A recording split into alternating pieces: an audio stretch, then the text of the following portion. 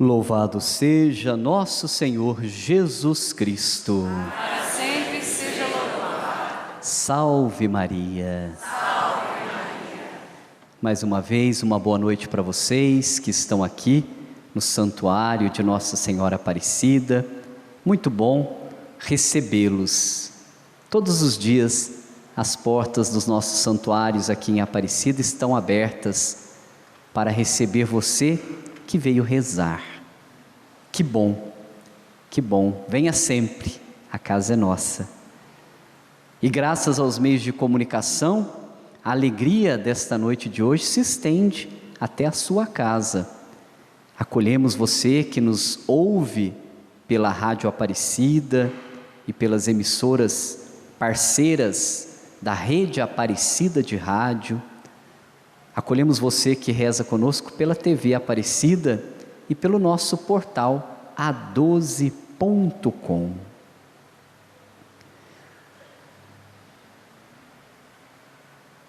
Eu queria partilhar com vocês hoje, primeiro, uma palavrinha sobre a leitura que nós ouvimos de São Paulo.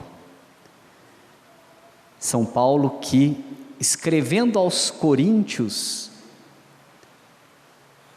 nos dá uma belíssima aula de teologia da igreja. E usando o exemplo do nosso corpo, São Paulo nos ajuda a entender como é a igreja de Jesus. E ele vai dizer: nós somos membros da igreja, como o nosso corpo é formado de muitas partes. E para que o corpo tenha a sua harmonia, todas as partes são importantes. Ainda que algumas a gente não dê muita atenção, como o dedinho do pé,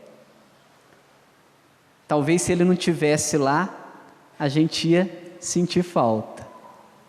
Na igreja é a mesma coisa. Nós devemos ter esta convicção de que nós somos importantes para a igreja de Jesus Cristo, para a igreja católica. Isso não significa que nós todos que somos igreja tenhamos que ter as mesmas funções e os mesmos trabalhos. Como no corpo, formado por muitos membros, cada um deles responde a uma tarefa específica. A mão tem a sua função, o pé tem a sua função, o estômago tem a sua função, mas um não é mais importante que o outro. Porque se a mão não leva o alimento para a boca, o alimento não chega no estômago. Mas se o estômago também se recusar a trabalhar, os nutrientes do alimento não vão sustentar o corpo e a mão está perdida.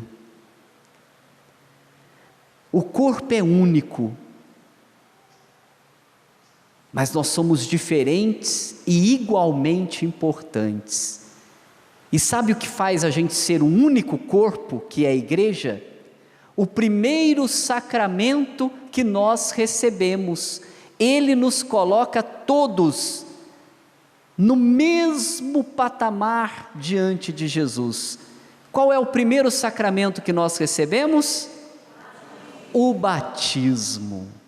Eu sou batizado, você é batizado, o Papa é batizado, os bispos são batizados, as crianças batizadas, os jovens, os velhos, porque nós recebemos a marca do amor de Jesus com o santo batismo.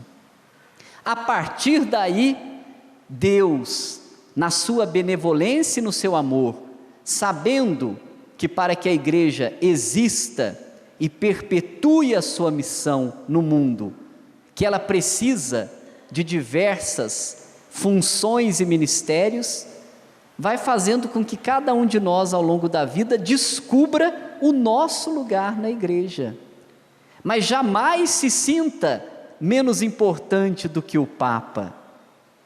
Jamais se sinta menos importante do que um padre, porque você é batizado, e você é igreja, e sem você nós estaríamos mais tristes, porque estaria faltando um pedacinho da igreja.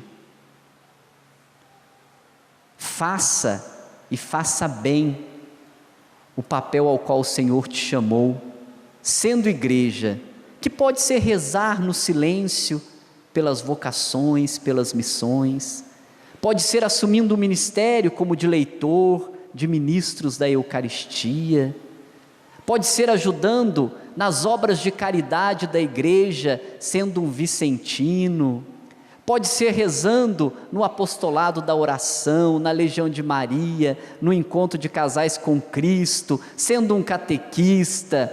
Há milhares de possibilidades para você ser igreja do jeito que você é, com os dons que você tem, porque você é batizado para ser igreja. Então, viva, respire esta beleza e diga com convicção: eu sou do corpo de Jesus Cristo, eu sou parte integrante da igreja, eu sou importante, e é de fato. E no Evangelho, Jesus ressuscitando o filho da viúva de Naim, uma cena interessante, Jesus que não só curou muitas pessoas, mas por uma ou outra ocasião, conseguiu recuperar inclusive a vida, porque Deus agia nele. E veja que tudo isso é muito simbólico.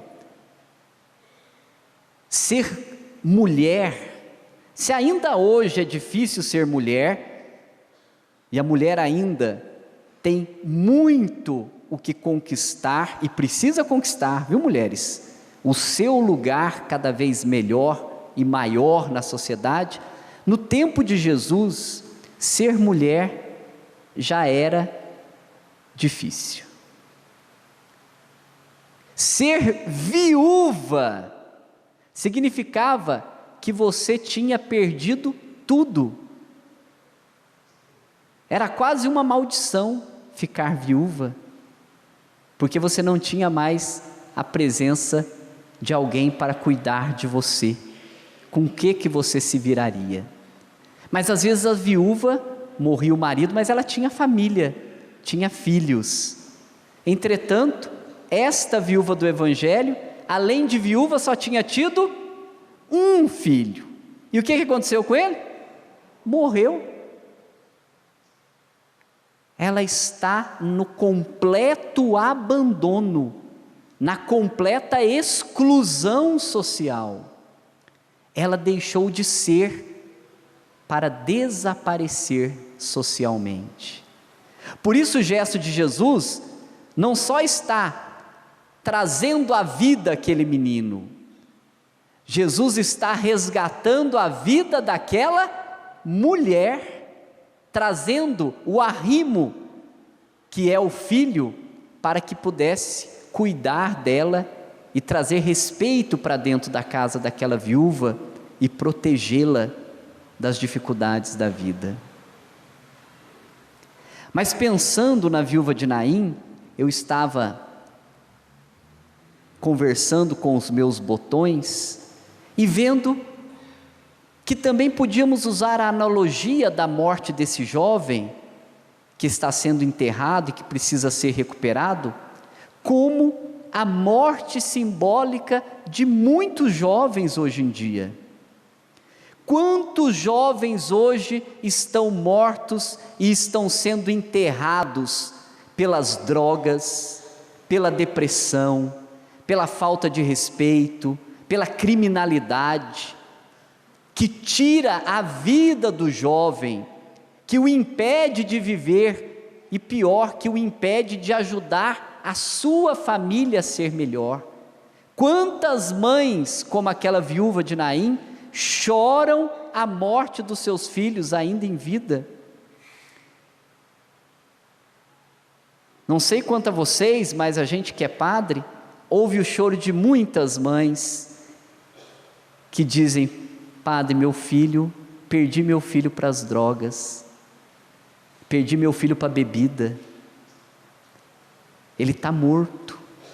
Não literalmente às vezes, mas não quer saber de nada, não para em casa, não estuda, não trabalha, vive para a rua, ele está morto.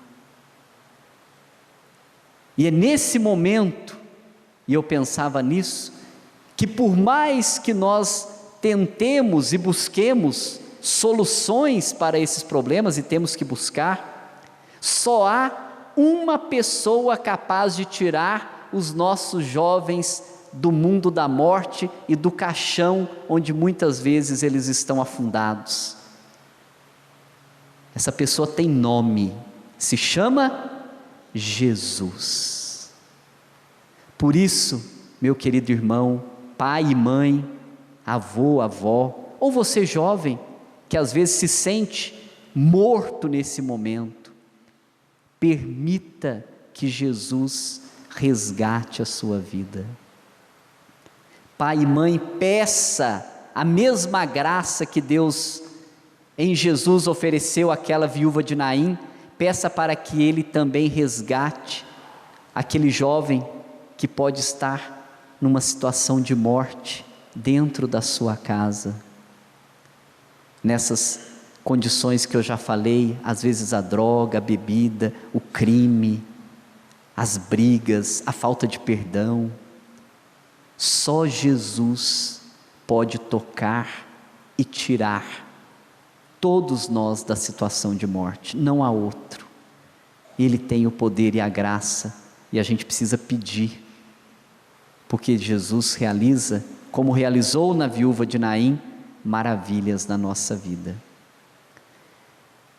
Eu concluo olhando para Nossa Senhora, a mãe de todas as mães. Nossa Senhora também passou por maus bocados, mas sempre confiou na graça restauradora de seu Filho. Por isso nós confiamos tanto nela como colaboradora nossa. Quando a gente não sabe mais como pedir, quando a gente não sabe mais para quem correr, a gente troca olhares com Nossa Senhora e pede que ela nos ajude. E ela, mãe zelosa, é rápida, eficiente, capaz de transformar os caminhos da nossa vida em Jesus Cristo. Obrigado, mãe querida, por nos dar a lição de amor ao seu Filho e nosso Senhor Jesus Cristo. Louvado seja nosso Senhor Jesus Cristo. Para sempre seja louvado.